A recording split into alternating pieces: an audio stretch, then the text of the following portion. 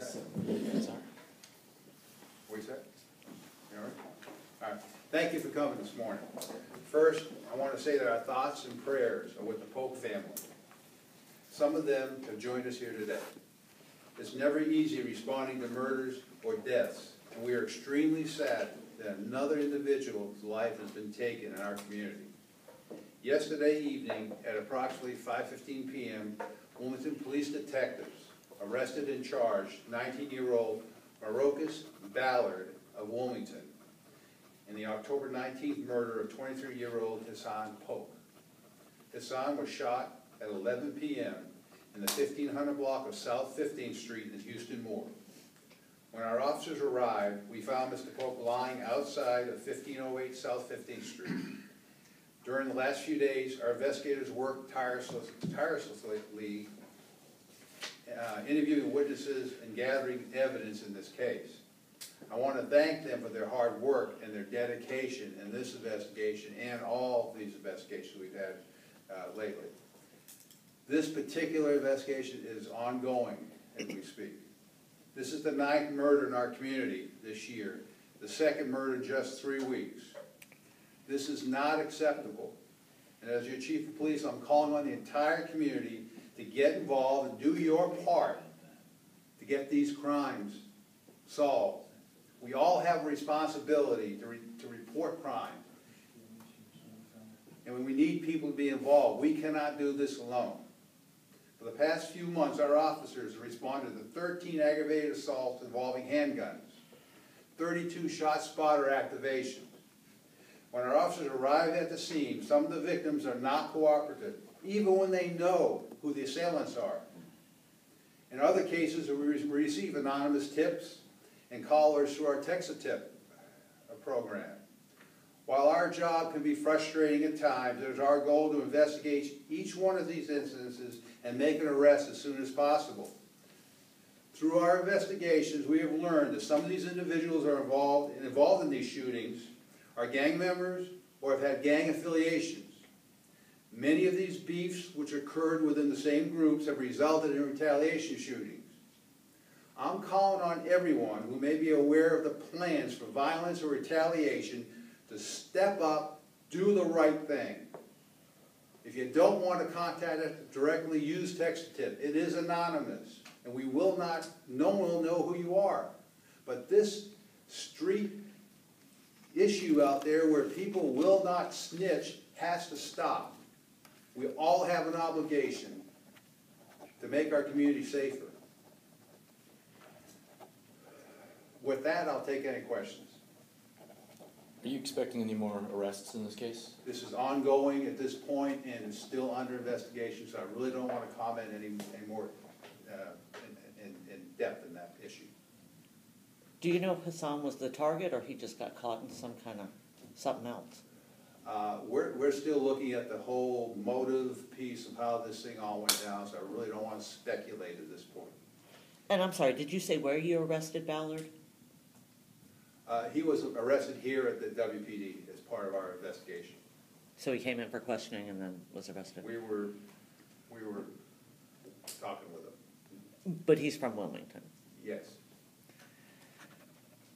Is he connected in any way to any of these other, you said there were 32 shootings? Shot spotter activations? Yes.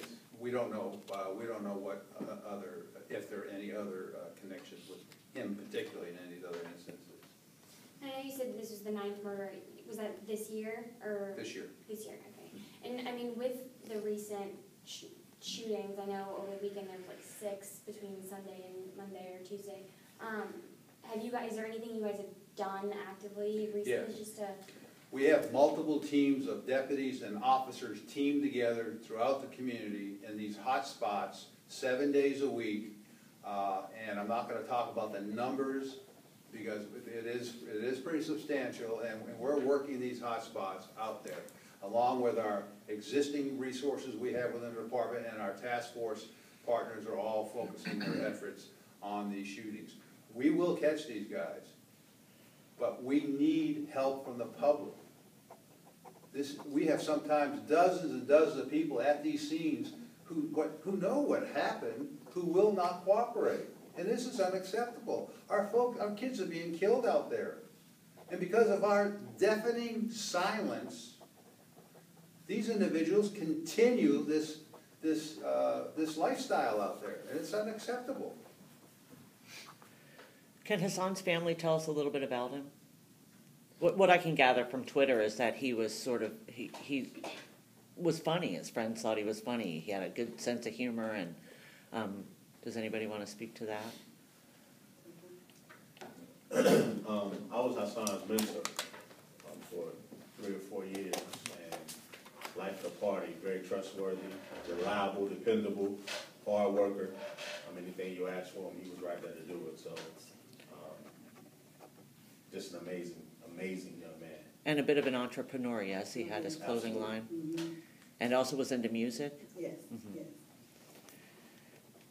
So this must have been completely... You said you mentored him for how long? Yeah, for about 2 or 3 years. And was that from what age to what age? I had Hisan when he was 19, so when he was 19, so he was 21. Really?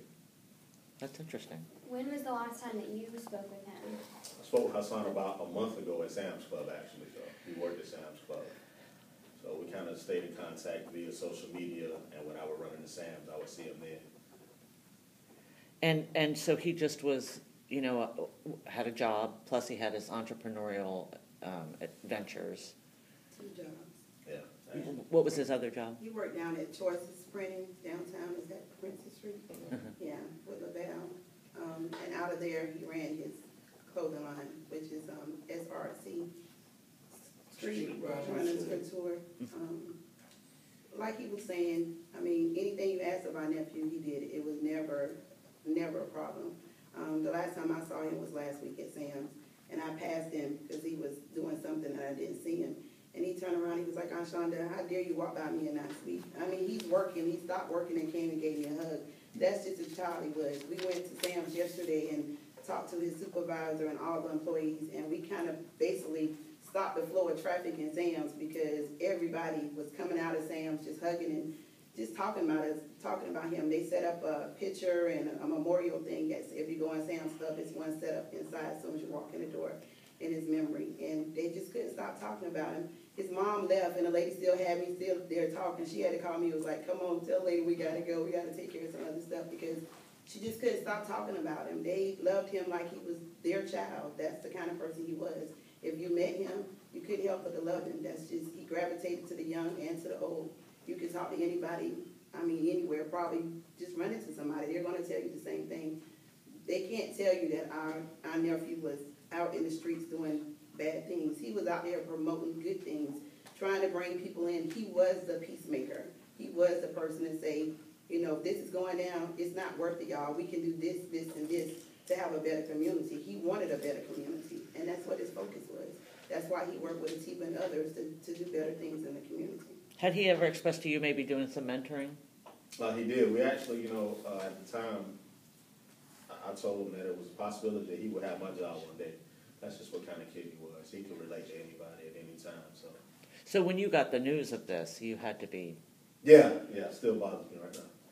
floored, and probably will for a long time.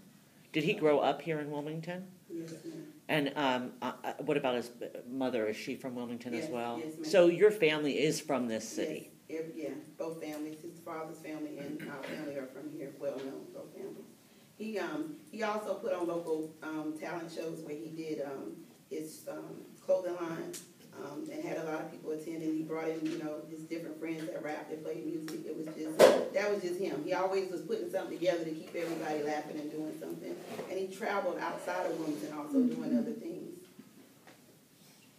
What do you think he would say to his community in light of, obviously he can't say it? He's not a violent person. He wouldn't want anybody to go out here and do anything in his memory because that's not who he was. If they want to remember Hisan, they need to come together and let's stop this. We can stop this. There's no reason we can't.